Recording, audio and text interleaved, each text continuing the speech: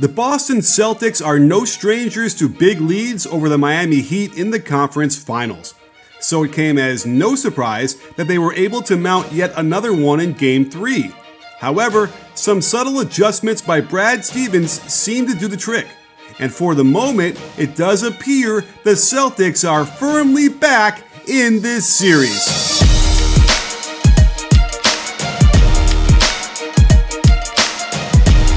The Celtics got a very balanced scoring attack across 4 players, led by their 2 young guns in Jason Tatum and Jaylen Brown. And it was clear Brad Stevens put a very big target on Duncan Robinson's back. Watch this pistol action as they hand off to Smart before setting the inside ball screen by Brown. This catches Robinson on the high side and allows an easy lob pass to the rim where Brown can finish off the glass strong. This time, Brown gets to size Robinson up out top before extending his last step to elevate for the runner soft off the glass. That same pistol action finds Robinson switching off of Smart onto Tatum. The second he gets the ball back, he's looking to blow by him to the hole where Jimmy does a poor job to help on the layup.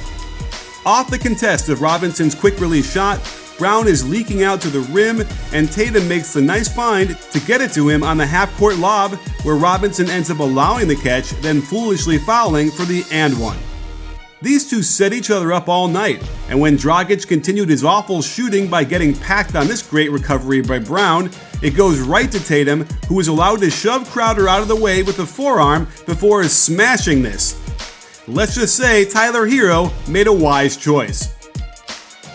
Again, a defensive play by Brown sets up Tatum as he cold steals the ball from Jimmy on the handoff and makes sure to get it to Tatum where no one can catch him for the easy finish.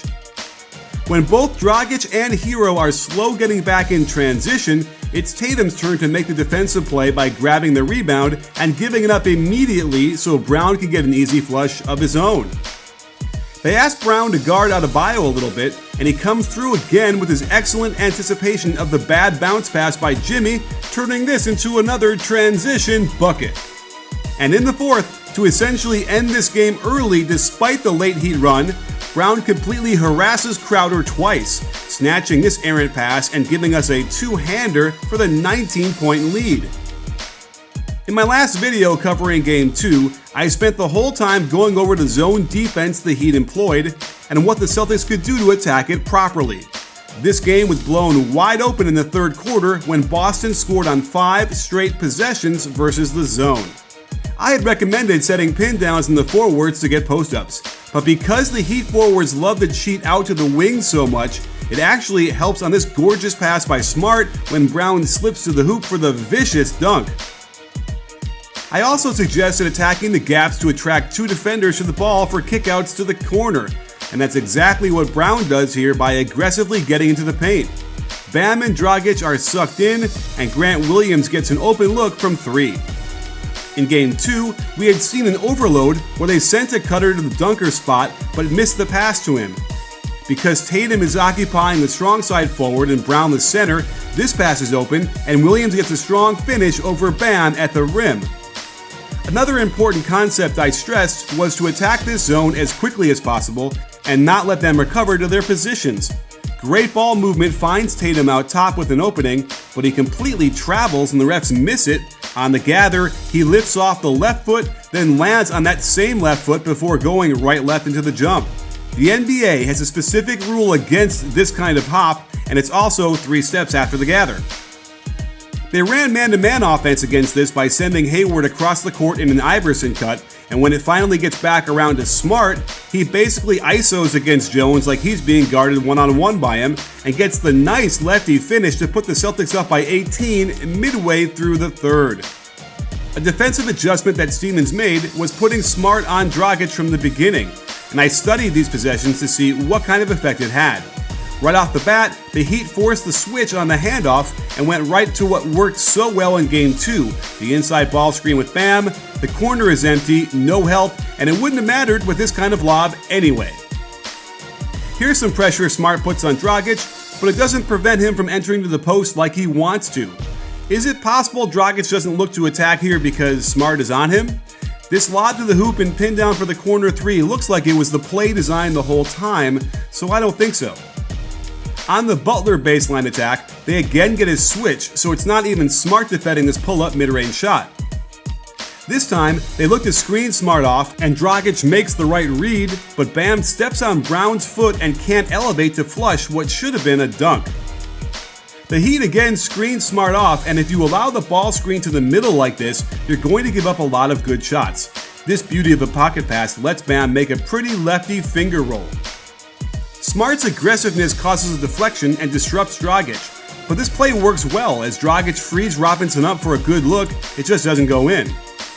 The thing you have to understand about lead guard matchups is that whoever starts on him probably won't finish on him most of the time. Tice contests this shot, and at this point Dragic looked tired. Again, was it because Smart was guarding him?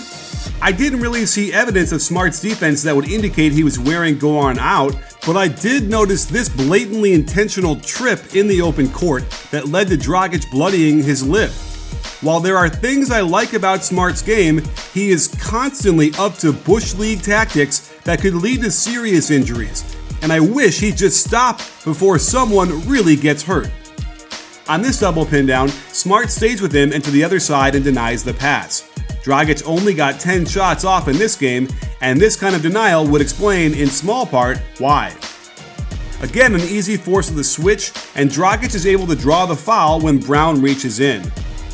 Slight miscommunication on this step-up screen, leaving Dragic with a decent look from 3. It's woefully short, but the hustle does maintain possession for the Heat. Butler sees Smart in early help position off Dragic in the corner, so he does what all good guards do. Drive right at him to freeze Smart, then kick to what should be an open 3. Dragic isn't ready to catch and shoot, and credit to Smart for recovering to the corner very quickly. As the offense operates out top looking to find an opening, you'll see Bam and Crowder operate the two-man game on the left side. Notice how Smart wants to jump to the ball, completely leaving Dragic alone, but Crowder doesn't see it.